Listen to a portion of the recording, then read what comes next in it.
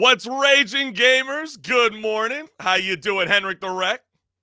I'm doing great. How about you, Chris? Oh, man, I'm doing so good, man. I'm ready to rage, brother. How about yourself?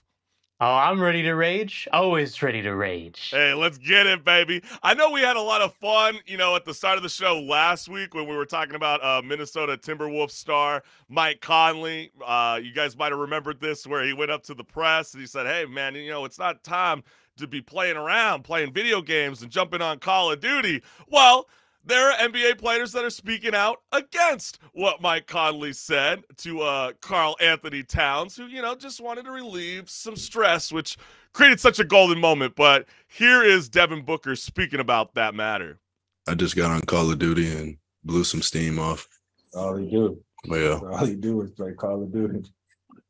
Forget what Mike Conley said, man. We got to play. We got to play. It was funny. Mike was talking. He was like, yeah, we can't be playing Call of Duty. Carl walked in the back. He was like, hey, Mike, you getting on? You getting on? That's our generation, man.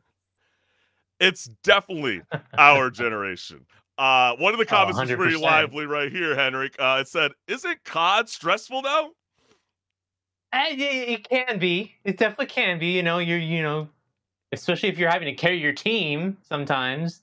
Yes, and you're most likely going to be carrying me, HenricK. I'm the worst. I'm always wanting to put the stim on me, but I always forget to use it. You ever have teammates like that who just never utilize, the gear that you got with your tactical player? Yeah, I mean, that's how it is with every game, right? Oh, it's so true. But one guy wrote, nah, GTA is where you go blow steam.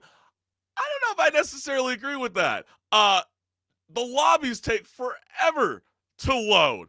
Unless you got a PC console, then maybe it's the way to go. Yeah, I mean, I'm sure it's fun. I don't really think I would want to choose GTA as the game to go blow off steam. Right. If my time was very precious to me, but I'm sure. I think if I need to blow off steam, I'm playing my toddler games. It's gonna be fall, guys. But I know this one. Another comment that said Kobe would have been in the gym, but I feel him. I'd be on the sticks too. But then this guy had a great point. Michael Jordan, the GOAT, was on the golf course all day before a big game. We just do things differently. Know yourself and know what you need to decompress. All right, baby. That was crazy. And then I don't know about you, HenricK. I haven't played Fortnite in a quick second, but when I saw this, it absolutely lit a fire under my desktop, telling me that I probably need to jump back in, because I think a lot of people are going to want to mimic what this cat did. It is so freaking cool. So let's let the video speak for itself.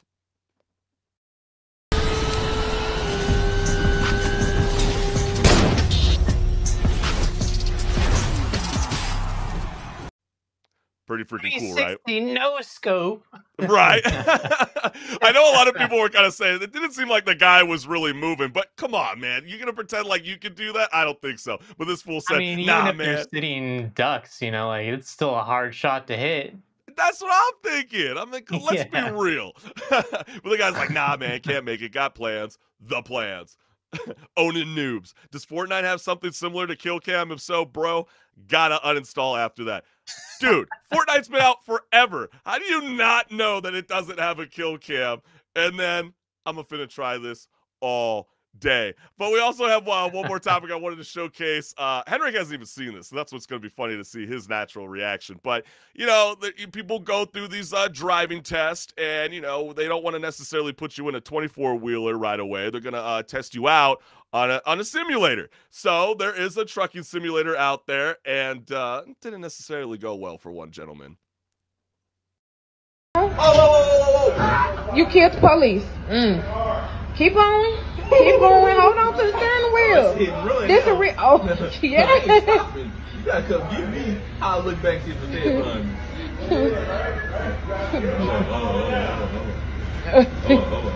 I ain't gonna.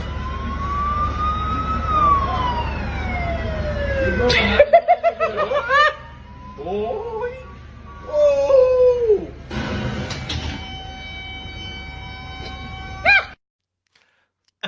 Will he pass his test, HenricK? I think he might have to retake some stuff and try it again. Oh, it could be like that sometimes. I know one guy wrote, "My man heard the police and acted casual." Yeah, no, he really did. He was like, "I'm just vibing here." I'm just vibing. One guy busted and had the stop sign up.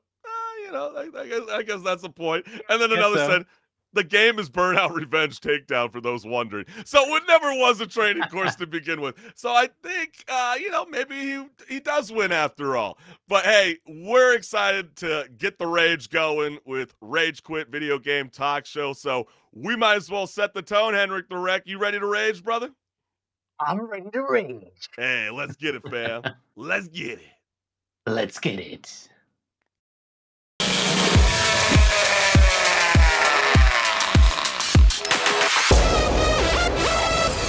Hey everyone, this is Pause or Repeat. Here we figure out whether a game is really worth your time and money. Today's game is Dredge.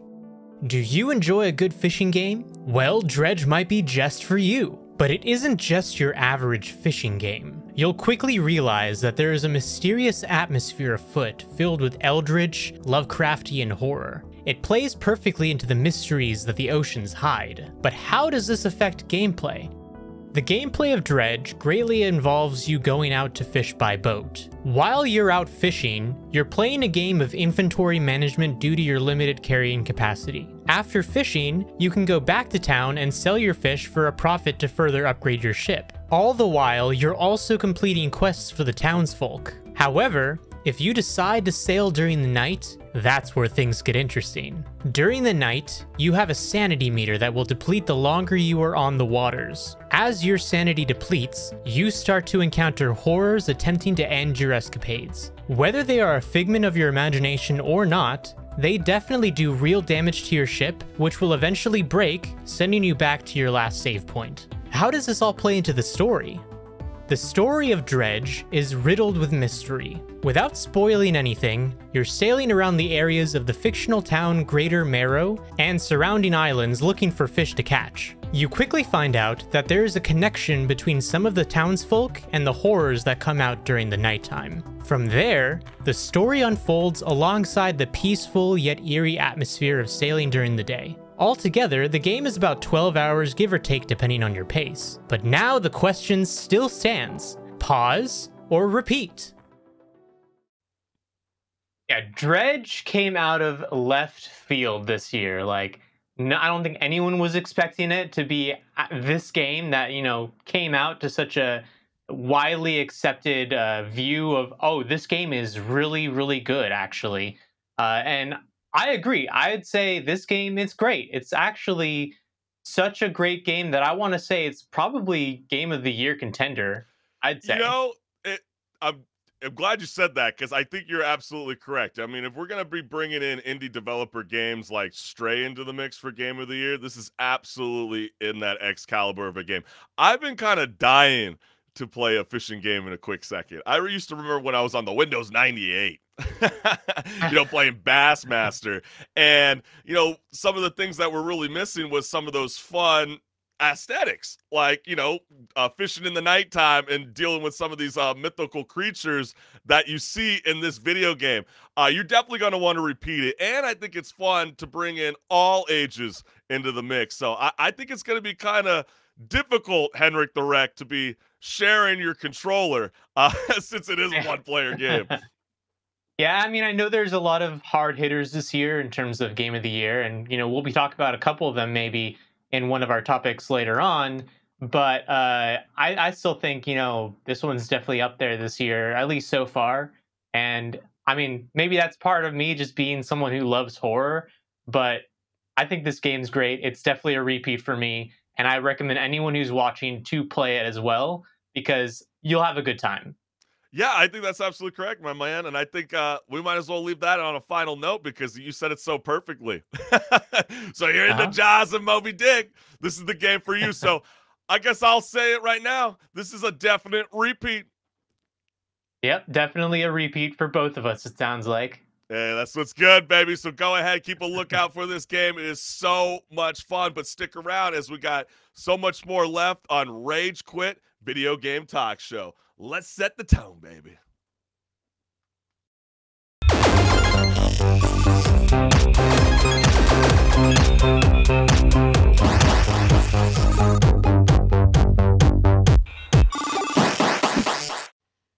What's good, listeners? Welcome to Patch Notes, where HenricK and I discuss gaming news, industry talk, and so much more. So let's get it. An independent game studio made big splash this week with footage of its project called Unrecord, which is causing controversy for how hyper-realistic. That's what they're calling it. I'm not calling it. This is what every media outlet's saying. The graphics are hyper-realistic, and it's a first-person shooter game that stars a cop. So let's go ahead and take a look.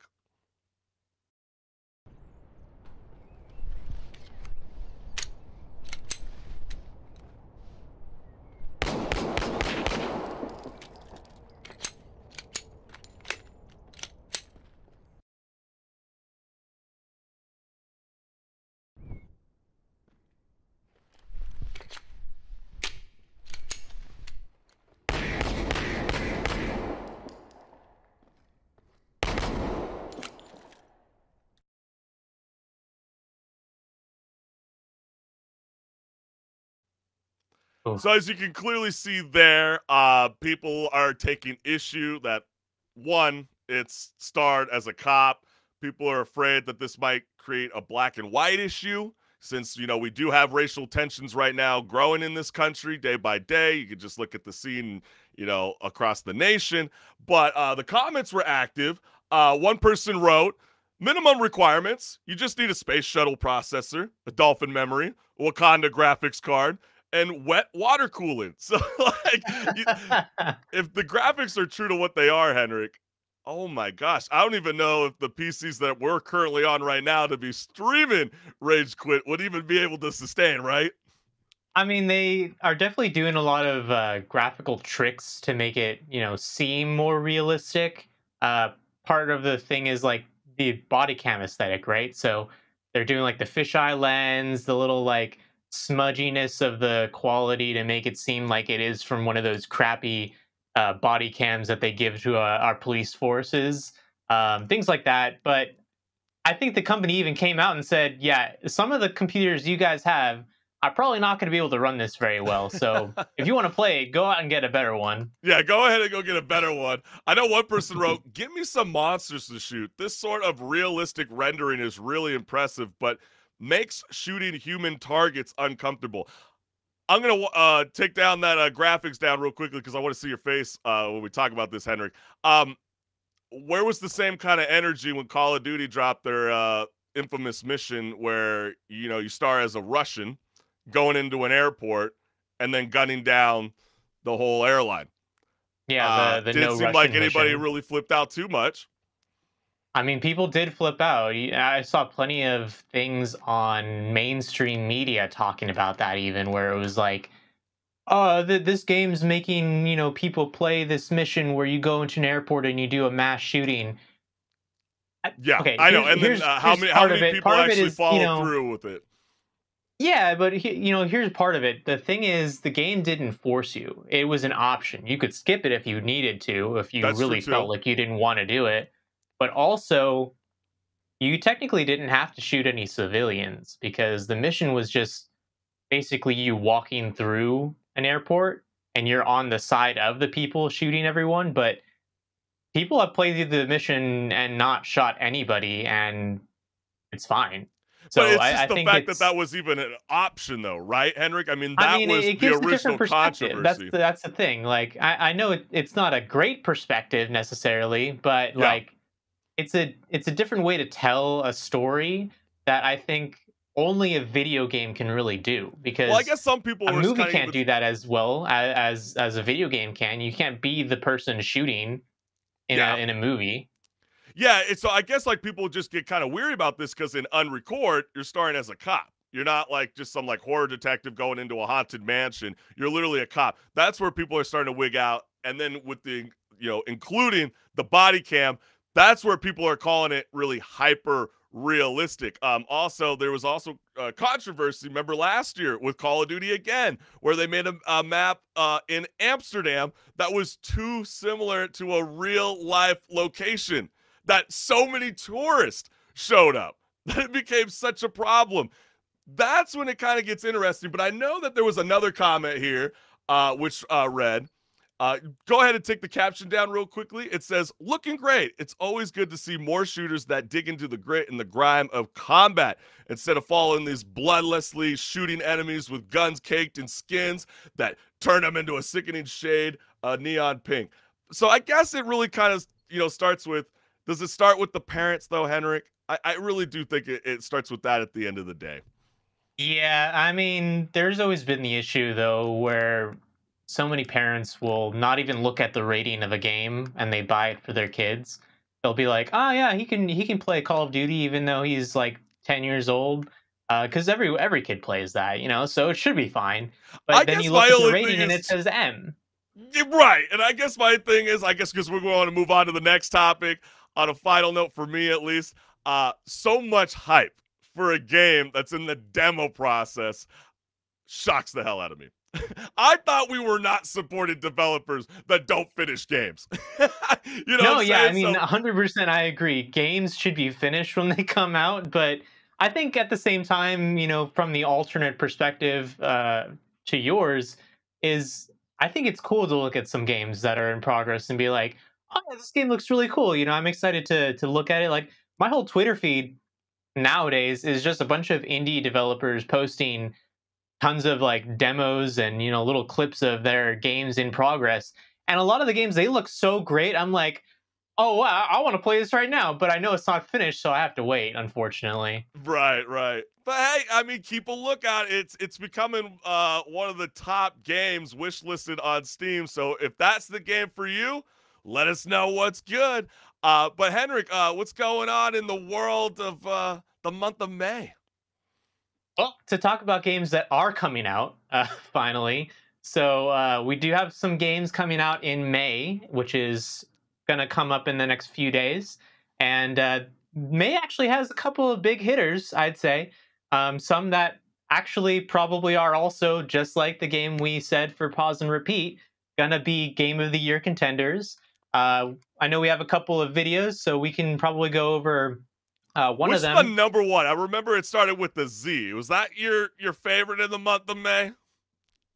Oh, that would probably be The Legend of Zelda Tears of the Kingdom. That's going to be definitely the game that keeps me excited for like months into this year after it comes out. Oh, so true. And we got the teaser trailer. So anybody that hasn't had a first look at what the Zelda game's all about, we got you, fam.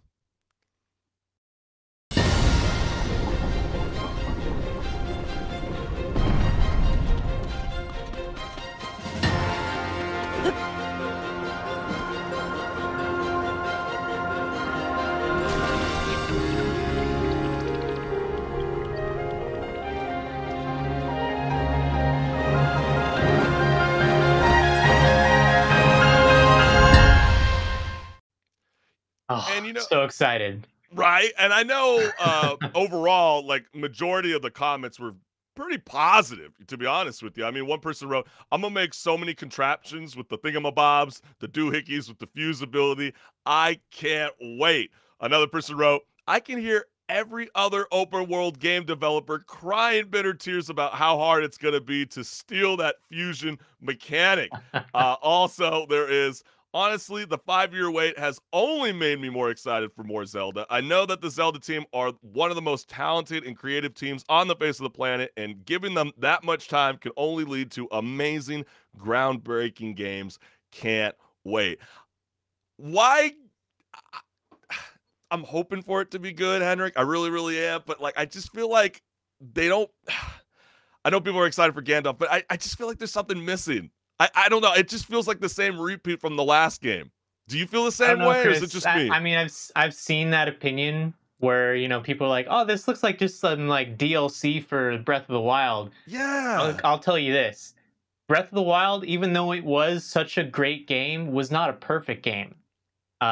Maybe some people will disagree with me on that, but I think that there is a lot of flaws in Breath of the Wild.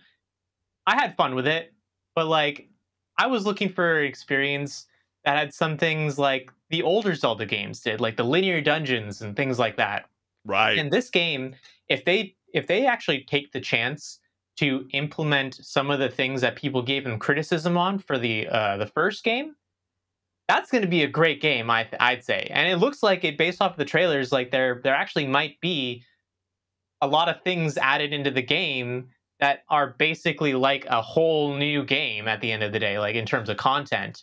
True. And I would say that Nintendo actually does a really good job at listening to their fan base and kind of bring in some of those, you know, fun things that are different to the world of Zelda. Because, you know, you don't want to keep playing the same, you know, gameplay tactics, you know, that were built upon, you know, pretty much like 25 years ago. So I think that is really cool. I know that there's one other game we want to definitely showcase. You brought it up in Pause or Repeat. Will we finally get it? We're going to see what's good. But that is the System Shock remake. So if you haven't seen it, we got you. Look at you, hacker. A pathetic creature of meat and bone. How can you challenge a perfect, immortal machine? You are an insect. You are nothing. I create. Oh, been so excited for this one since it got announced. You know, I mean, a lot of people like coming after me, you know, and I love what this guy said. He said, I hope this does well and we can start getting more immersive sim games. This is a remake, by the way, not a remaster. So, you know, we'll see. I mean, I kind of don't necessarily agree with that. It's a remaster. Like, how is it a remake? I mean, here's the thing, Chris. Have you played the original? No, I haven't. But when I think about remaster, I'm thinking about updating, you know, the graphics. That's remastering. I mean, yeah, like the graphics are going to be updated. But when you go back and play the original, like in its original form, that was a game that came out when you didn't even have mouse controls. You were controlling your movement with the keyboard. Yeah, that's how old it is. No, I mean, I think that's this really is a complete overhaul of the game.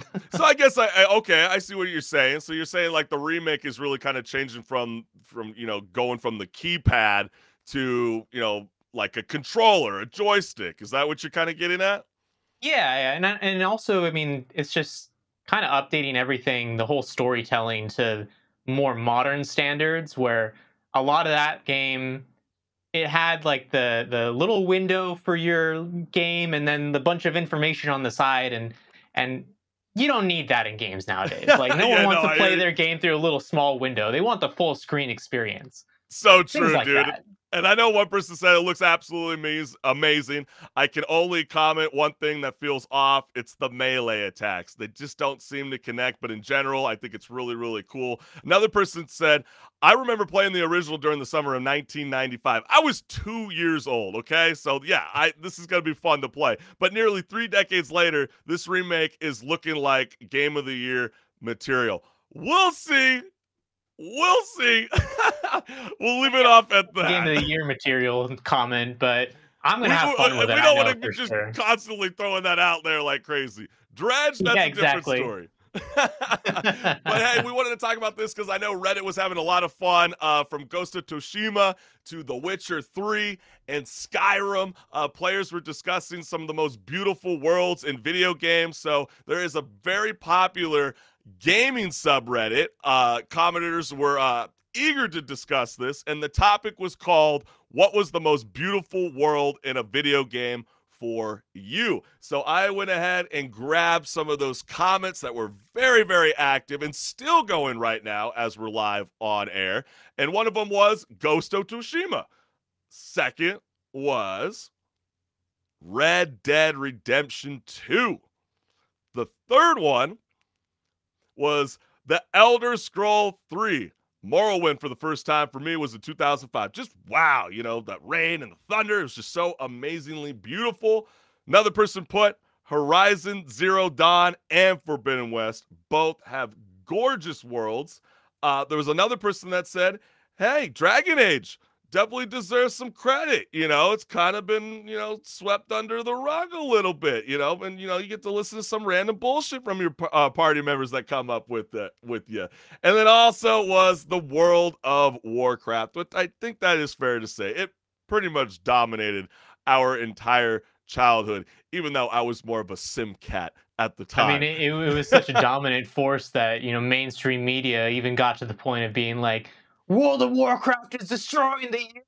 Stop this. Well, that's what I'm saying. It's like violent video games. No, like, should we put a hold on it? Just kind of like the Brazilian president recently going, there is no love. There's no education in games. They're all crap. Like, okay, well, all right, what games are you playing? Right. And so we are talking about the most beautiful game worlds. HenricK, does something come to mind to you when you think about it? You know what? I'm going to have to go with my nostalgia and my roots in gaming and say the first Legend of Zelda that I played, which is Ocarina of Time on the N64. Yeah. That game, like, maybe it's the N64 aesthetic in general for the graphics, just based off the limitations, or something, maybe the world that it was just how it is. I look at it, and every time I go back and play that game, I can play it for hours on end and forget about the time and just have a good time. That's so true, I think that's man. Great. That's so true. There's not a lot of games that far back that stand the test of time. I'm going to go with BioShock on a level. I remember playing the very first game, on the PlayStation 3, and then, when you get to the lighthouse, and remember when they drop you down and you're going underwater and then you're seeing Rapture City, you kept thinking to yourself when you first played it, I want to see this as a TV series or a movie. Well, it is happening. Netflix did acquire it, so hopefully they do justice with it. I think, these developers, they deserve so much credit. There's not one that stands out over the other, but hey, we want to know from you. Comment below and let us know what you think is the most beautiful gaming world. Well, got a couple. Speaking of like movie adaptions and things like that, we did want to talk about how the Mario movie has been doing so well. People have been wondering, like, hey, Nintendo, what's your thoughts on this? Like, are you going to do anything else? Actually, the creator of Mario and a bunch of other Zelda characters and titles that we all love, like Zelda, Shigeru Miyamoto, he came out and said, yes, we are actually going to be doing more things based off of Nintendo titles with other characters, not just Mario. Yes. So keep an eye out for that, because you'll definitely see a lot more movies coming out in the future if they're going to keep being as successful as the Mario movie. And I think that's exciting because there's so many characters that would be great to see on screen. Oh, but yeah, absolutely. What do you think, Chris? No, I think it's going to be really cool. I think there's a lot of people that are excited to know that, the real reason why video game movies are doing better is because they have creative talents. I think, for example, the Sonic was redesigned because fan backlash inspired the creative team to come back. There was also another comment that wrote, I think the reason these adaptions are getting better is because they used to be made by Hollywood elites who could care less about gaming. Now the people who actually like the games got older and are making the adaptions. That's a very good point. And then I say lastly, I'm so glad the video game curse has been broken for the 19th time. I wouldn't necessarily jump that. I mean, The Last of Us had a very weird, rocky ending, in my opinion. It could get better. We'll see what's good. But yes, I think this is going to be very, very fun. And yeah, I thought the Super Mario movie was very fun. I want to see a Bowser spinoff, in my personal opinion. But a Bowser spinoff would be great. I think they could even go in with like a Kirby movie, or, I know a lot of people want to do like a Zelda movie. Don't make Illumination do the Zelda movie, please. Yes, though, I agree. Like, that's not going to be good. I was biting my tongue on saying that because, yes, Illumination, yes, they do great work. They do the Minions. We obviously know that. But let's just pause and slow it down a little bit, gamers. Let's just do it one step at a time. And let's get a Bowser spinoff. I think HenricK the Wreck and I were both on the same page. But we also want to thank you guys for joining us on Rage Quit Video Game Talk Show. Make sure you hit the like and subscribe button so you never miss a live show. And HenricK the Wreck, where can they check out your content? So if you go to chriscollinsshow.com, there's a page just dedicated to me and my content. But you can find me on Instagram, TikTok, Twitter, and I also post a lot of videos like shorts and these long form content clips from our shows on YouTube. Yes, that's absolutely correct, my boy. And also, there's a reason I switched up the background for today's show, because I do a music podcast called Off the Fret, more music talk. I'm very excited that last Friday we dropped a brand new episode with a Brooklyn-based band. They're called Wakely. I sat down with Alex Ballmer, who dropped their debut LP. It's an awesome listen if you're into indie emo rock music, and I hope you enjoy. And also, I got the Chris College Show live every Friday at 10 a.m. Pacific Standard Time. Make sure you definitely follow us on social media so you know who our guest is this week. Well, HenricK, this has been a lot of fun, man. Lots of fun. I agree. It's always fun every single week with you. That's right, baby. Well, hey, you, the gamers, pick up a controller, have some fun, let loose, relieve some stress. But for now, HenricK and I, we will see you next week, fam. Peace. All right. See you next week, guys. Time to rage again. That's right, baby. Let's rage.